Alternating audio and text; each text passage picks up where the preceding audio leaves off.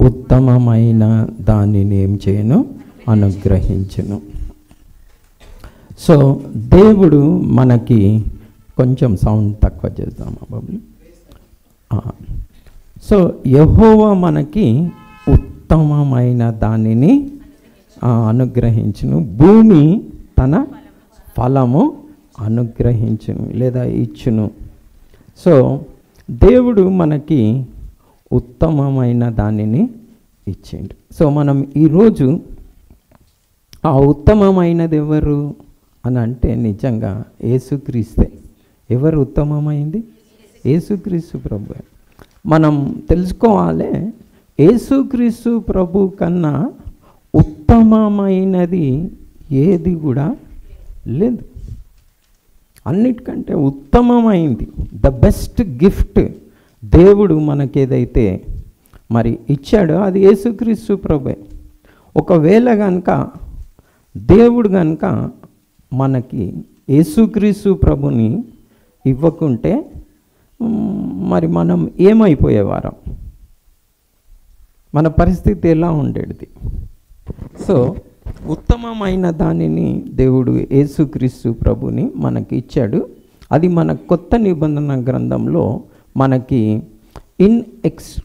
ఇన్ఎక్స్ప్రెసిబుల్ gift అని ఉన్నది, చెప్పనాశక్యంగాని వరము అని ఉన్నది. ఎవరు? యేసుక్రీస్తు ప్రభు నీ గురించి ఏం చెప్పాలంటే చెప్పనాశక్యం కానీ వరం అన్నమాట, మనం వర్ణించలేమన్నమాట అలాంటి ఒక గిఫ్ట్. సో ఈరోజు నేను చాలా క్లుప్తంగా మరి మీకు ఒక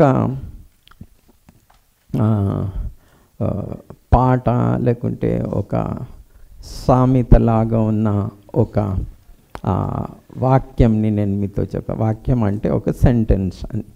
అదేంటంటే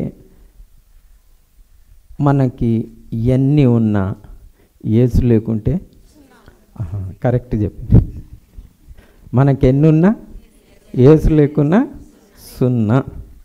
నిజంగానే మీరు ఎప్పుడైనా మరి బైబిల్ గ్రంథంలో నిజంగానే మనకి ఎన్నున్నా ఇన్ కేస్ మనకి యేసు లేకపోతే దానికి వాల్యూ అనేది లేదన్నమాట. దేనికైనా వాల్యూ రావాలంటే నిజంగా మన జీవితంలో యేసుక్రీస్తు ప్రభు మొదట ఉండాలన్నమాట. అంటే మనం చూసాము మా బైబిల్ గ్రంథంలో దేవుడు చాలామందికి వివిధమైన ఏమంటారు రివార్డ్స్ ఇచ్చాడు, గిఫ్ట్స్ ఇచ్చాడు అనుకుందాం. ఇప్పుడు ఉదాహరణకి సొలొమోన్కి జ్ఞానం ఇచ్చాడు, సొలొమోన్కి జ్ఞానం ఇచ్చాడు, దాంతోపాటు ధనఘనతలు కూడా ఇచ్చాడు సొలొమోన్కి. కానీ ఇచ్చినందుకు ఆయన ఎన్ని దినాలు చక్కగా ఉండగలిగిండు చెప్పండి నాకు. ధనఘనతలు పొందుకొని జ్ఞానం పొందుకొని ఏమైనా దేవునికి మరి అతను భయభక్తులు గల జీవితం జీవించగలిగాడా?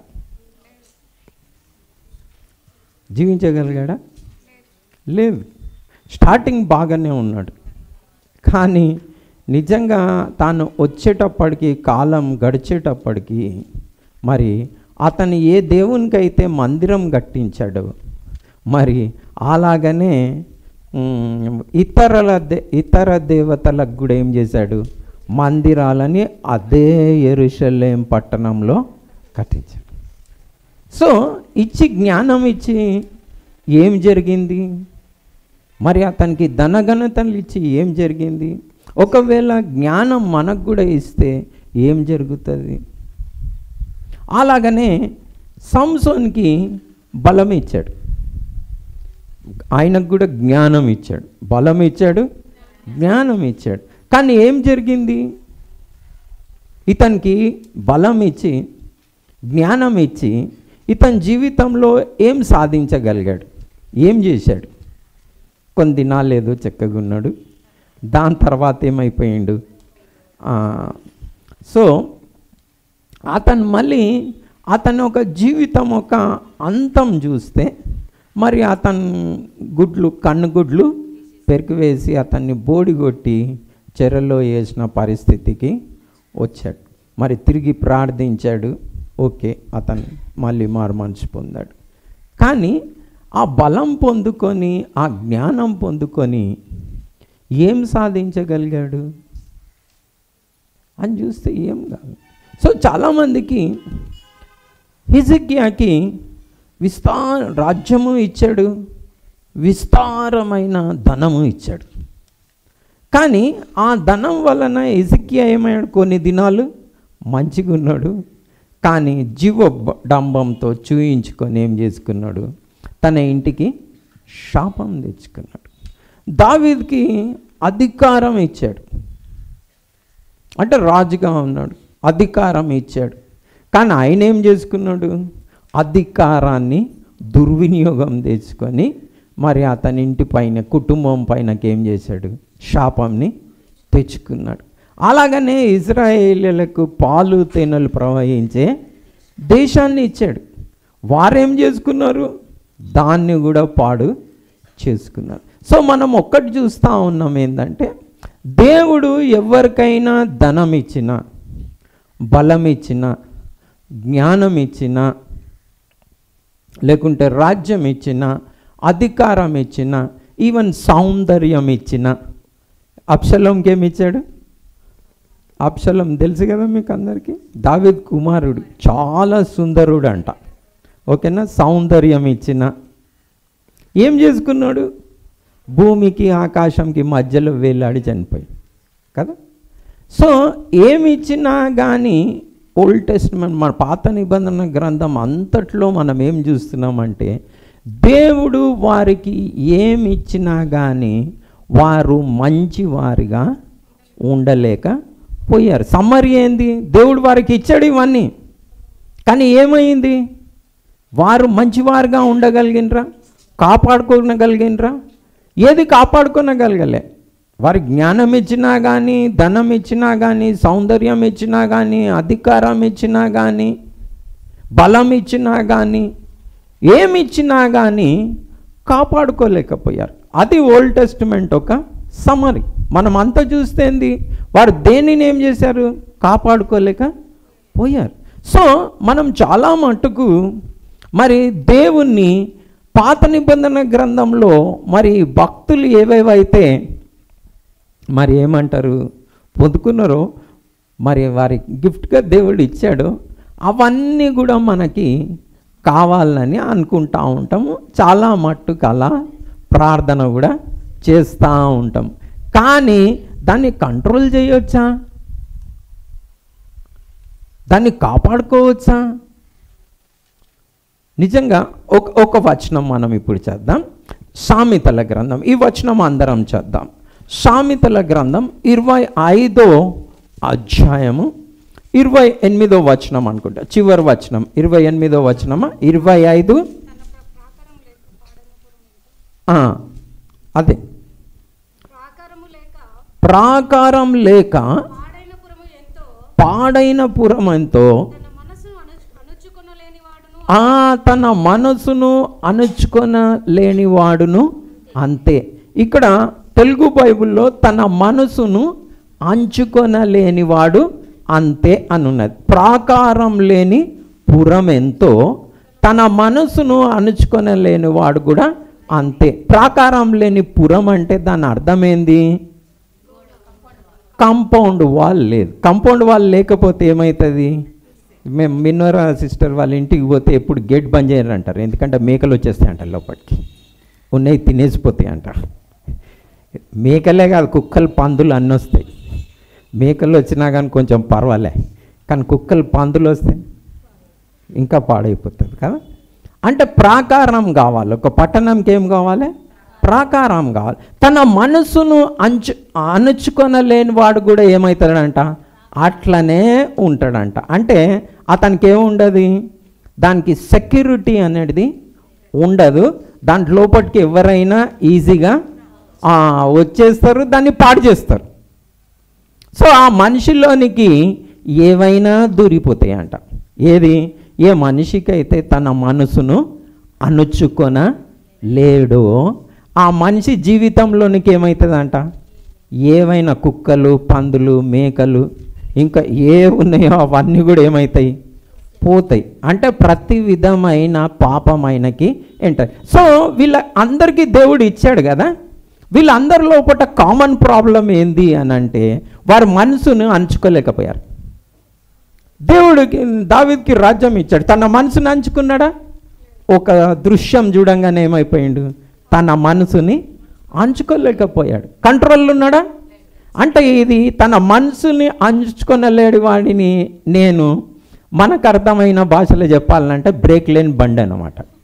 పోతుంది కానీ ఆగదు, ఎవరినైనా గుద్దేస్తుంది.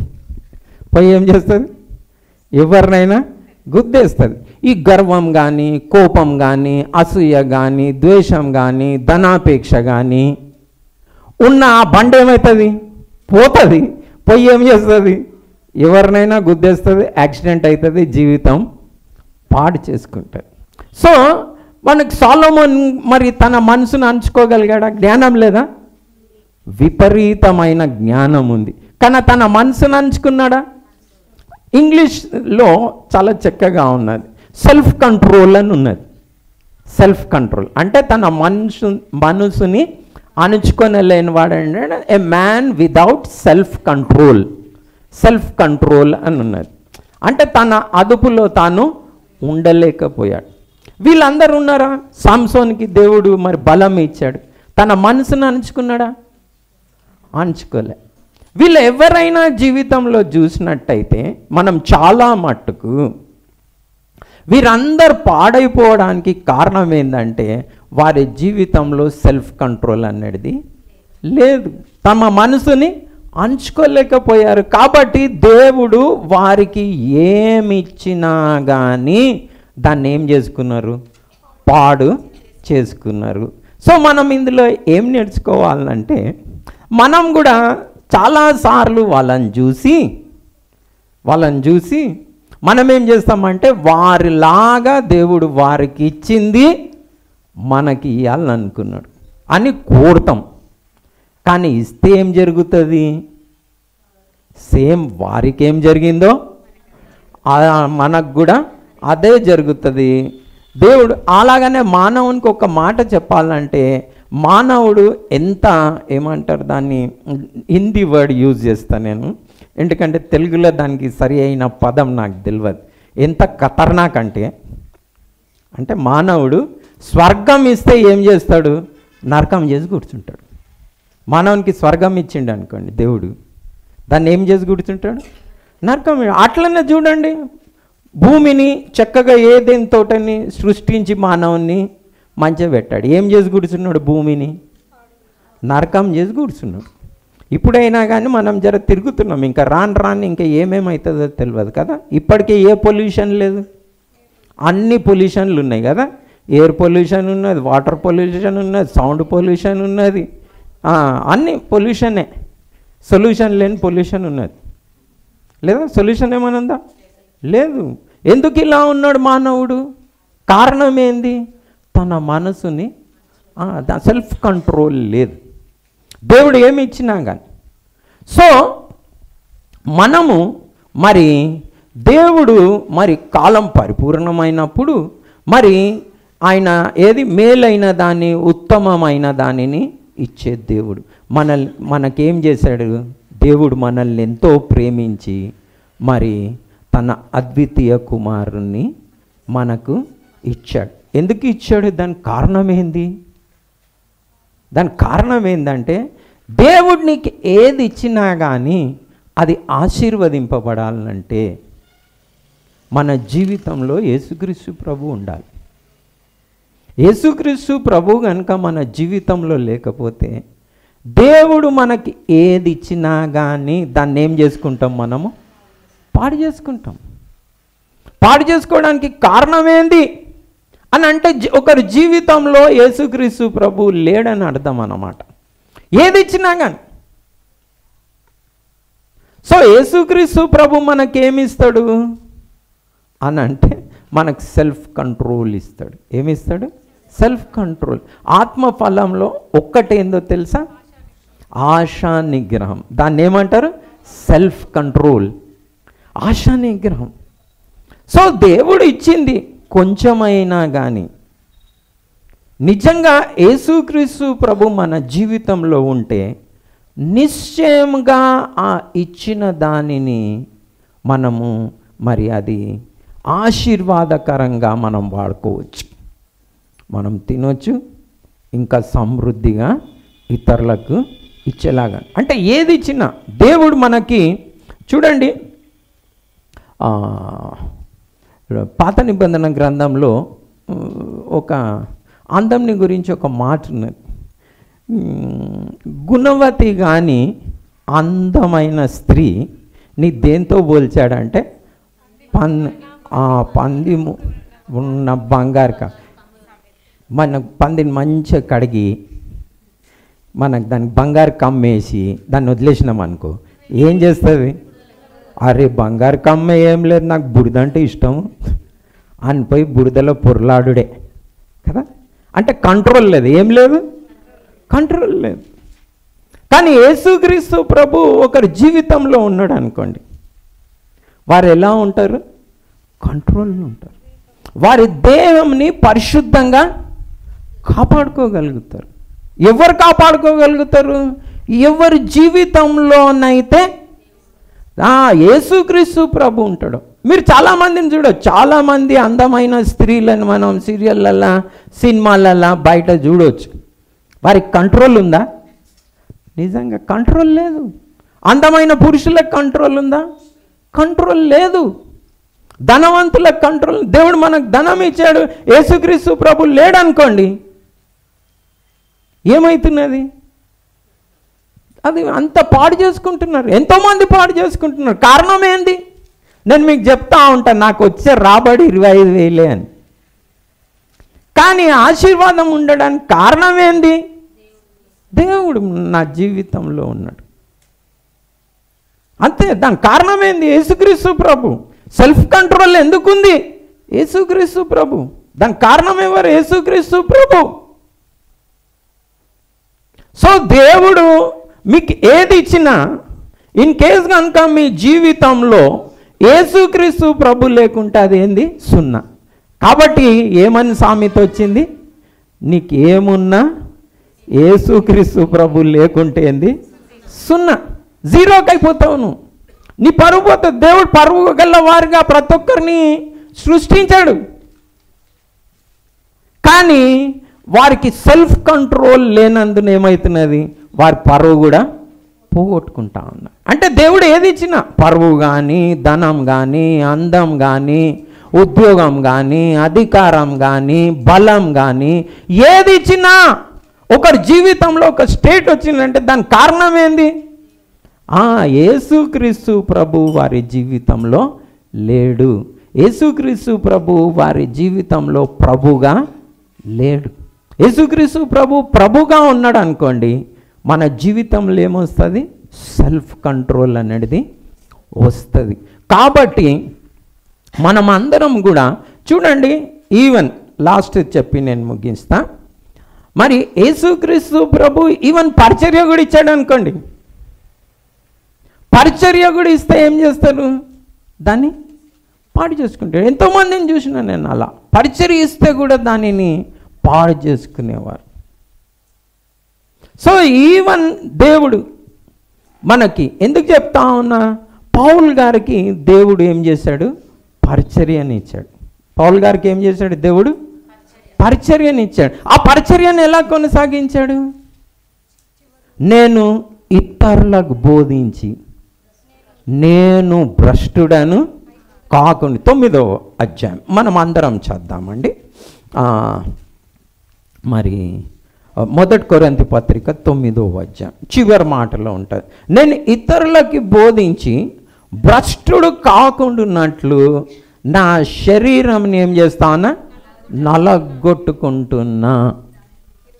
దాన్ని ఏం చేస్తున్నా? లోబరుచుకుంటున్నా, నలగొట్టుకుంటున్నా అంటాడు. సో పరిచర్య ఇచ్చినా కానీ ఏం కావచ్చు?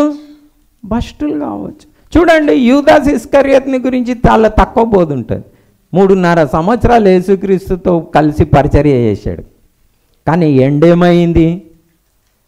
ఉరేసుకొని చనిపోయాడు. నాకు చిత్రం ఏమనిపిస్తుంది అంటే, యేసుక్రీస్తు ప్రభుతో 3.5 సంవత్సరాలుండి అన్న అద్భుతాలు చూసి ఊరేసుకొని చచ్చిపోవడం ఏంది? వండర్, 7 వండర్స్ నాకేమో కానీ ఇది అన్నిటికంటే పెద్ద వండర్ నాకేందో కానీ ఈ జూదాస్ ఇస్కరియోతు ఎట్లా ఊరేసుకొని చచ్చిపోయాడు. అలాగనే చర్చికి వచ్చిన వాళ్ళు మరి యేసుక్రీస్తు ప్రభుని గురించి విన్నవారు వారి జీవితం పాడు చేసుకునే వండర్ అనిపిస్తుంది నాకు. అరే ఇట్లా హౌ? సో ఏది ఇచ్చినా కానీ పాడు చేసుకునే అవకాశాలు ఉన్నాయి.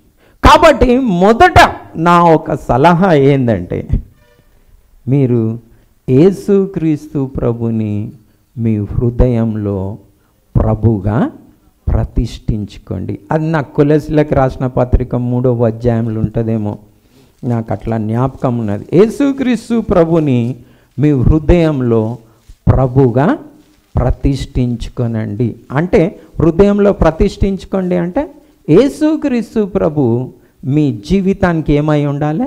ప్రభు.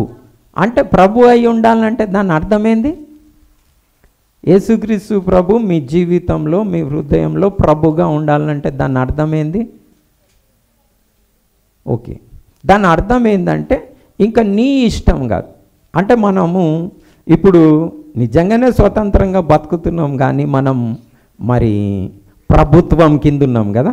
ప్రభుత్వంలో ఏ రూల్స్ ఉన్నాయో అవే పాటిస్తున్నాం. సో యేసుక్రీస్తు ప్రభుని మన జీవితంలో ప్రభుగా ప్రతిష్ఠించుకోండి అంటే అర్థం ఏంటంటే యేసుక్రీస్తు ప్రభు చెప్పినట్టే చేయాలి. ఆయన ప్రభా నువ్వు నా ప్రభువు, నాకు ఇష్టం వచ్చినా ఇష్టం లేకపోయినా నేను నీ ఇష్టానుసారంగానే చెప్తాను, నువ్వు చెప్పినట్టే చేస్తా నేను అని ఎప్పుడైతే మనం మరి యేసుక్రీస్తు ప్రభుని ప్రభుగా అంటే గిఫ్ట్ ఇచ్చాడు.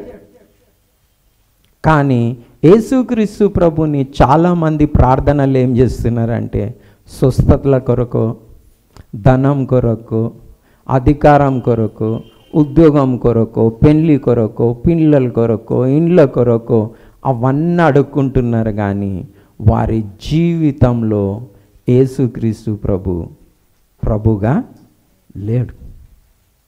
వాడుకుంటున్నారు వేరే వేరే అన్నీ కానీ యేసుక్రీస్తు ప్రభు చెప్పినట్టు. సో వారికి పరిచర్య ఇచ్చినా కానీ అనేక మంది నరకానికి పోయేవారు ఉంటారు. ఎందుకంటే ఆ దినంన వారు ప్రభుని చూసి ఏమంటారంట, ప్రభువా నీ నామంన మేము దయ్యాలను వెళ్ళగొట్టలేదా, ప్రవచించలేదా, అద్భుతాలు చేయలేదా అని అంటారంట. అంటే వారికి పరిచర్య ఇచ్చాడు కానీ బ్రతుకుతున్నది ఎలా? అక్రమంగా. ప్రభుకి వారికి అధికారంగా ప్రభు చెప్పినట్టు జీవించట్లేదు. సో దేవుడు మీకు ఏమి ఇచ్చినా జ్ఞాపకం పెట్టుకోండి.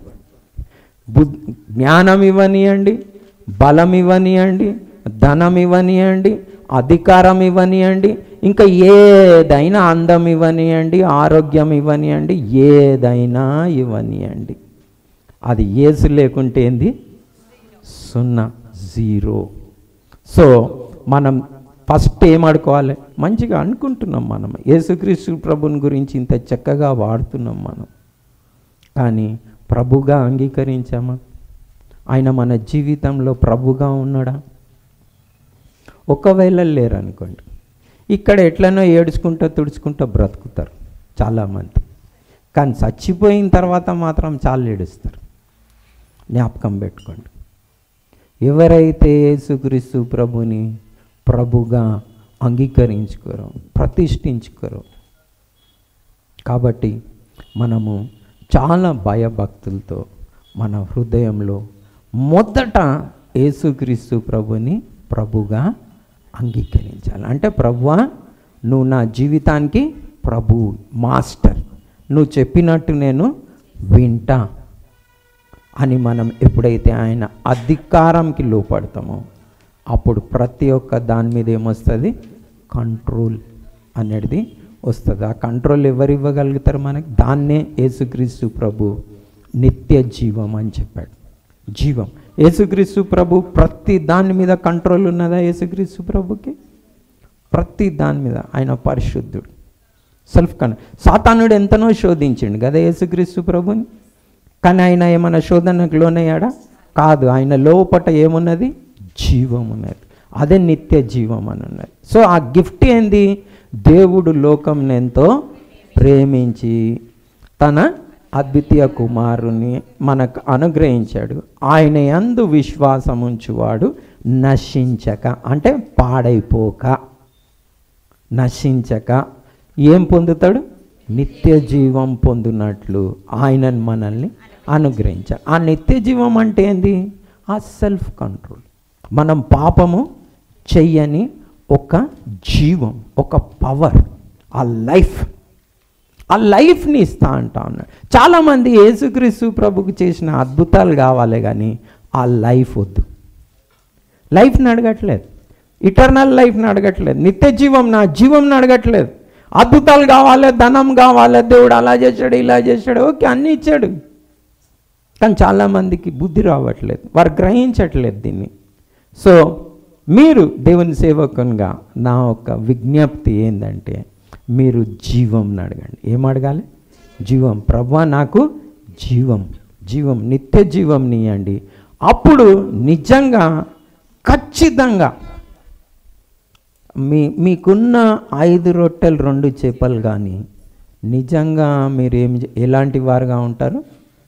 5,000 మందికి పంచిపెట్టేవారుగా ఉంటాడు. డెఫినెట్గా దేవుడు మిమ్మల్ని ప్రతి ఏరియాలో ఆశీర్వదిస్తాడు. ప్రభు పేరిట వందనాలండి.